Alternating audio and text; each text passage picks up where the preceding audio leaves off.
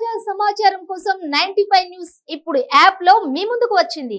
వెంటనే డౌన్లోడ్ చేసుకుని news update తెలుసుకోండి. ప్రతి క్షణం ప్రజాక్షేమం కోసం. ప్రభుత్వ హాస్టళ్లు పరమ చెత్త, చాలా దారుణం, మహా దారుణం. దాదాపు 8 లక్షల పైచిలుకు విద్యార్థినులు తెలంగాణ రాష్ట్ర ప్రభుత్వం కల్పించిన వసతి గృహాలు, సోకాల్డ్ హాస్టళ్లు, గురుకుల పాఠశాలలు అలియాస్ రెసిడెన్షియల్ స్కూళ్లలో చదివే బహుజన కుటుంబాలకు చెందిన విద్యార్థులు అన్నమో రామచంద్ర అని విలపిస్తూ కలుషితమైన పురుగులు, నానా విషకల్మష భోజనం చేసి రోగాలు పాలకావడం మహాదారుణం, చాలా దారుణం. అంటే ఎందుకింత సోది అనుకుంటున్నారా? పదండి ఒకసారి తెలుసుకుందాం. ప్రతి మనిషి ఇంట్లో వంట ఇండ్లు ప్రభుత్వాలు ఆశ చూపే డబుల్ బెడ్రూమ్ల కంటే లేదా కొంత చిన్నగా, ఒకంత సన్నగా ఉంటాయి.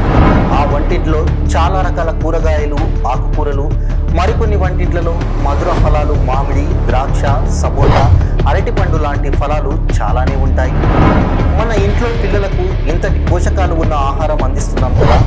ప్రభుత్వ హాస్టళ్లలో నాసిరకమైన బియ్యాన్ని, కుళ్ళిచెడిన ఆకుకూరలు, కాయగూరలు వంటి ఆహారాన్ని దాదాపు 9 లక్షల ఆడపిల్లలు, మగపిల్లలకు తినండని ఆదేశిస్తే ఇంతకంటే దౌర్భాగ్యం ఏముంటుంది చెప్పండి.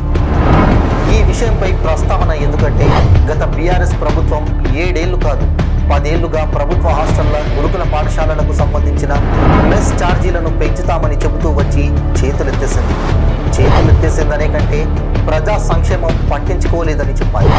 సీఎం కేసీఆర్ సాబ్ కాదు, మాజీ సీఎం బీఆర్ఎస్ జాతీయ అధ్యక్షులు కల్వకుంట్ల చంద్రశేఖరరావు గారికి ఈ విషయం తెలియదా? తన ప్రభుత్వ హయాంలో కాళేశ్వరం ప్రాజెక్ట్ అంటూ మొత్తం ప్రపంచాన్ని మైమరపించారు. లక్షల కోట్ల ప్రజాధనాన్ని ఖర్చు చేశాడు. మెస్ ఛార్జీలు పెంచితే హాస్టళ్లు, గురుకుల పాఠశాలల్లో పౌష్టికాహారం, చికెన్ కానీ, గుడ్లు కానీ సమయానుసారంగా వారం అందుతోంది. కానీ మెస్ ఛార్జీలు పెంచకుంటే కాంట్రాక్టర్లు హాస్టల్ వార్డెన్తో కుమ్మక్కై మరింత నాసిరకమైన చికెన్ను, కోడిగుడ్లను, పురుగులు తేలియాడుతున్న ఆహారాన్ని అందించి బీద బహుజనుల కుటుంబాల నుంచి వచ్చిన విద్యార్థినుల ఆరోగ్యంతో ఫుట్బాల్ ఆడుకుంటున్నారు.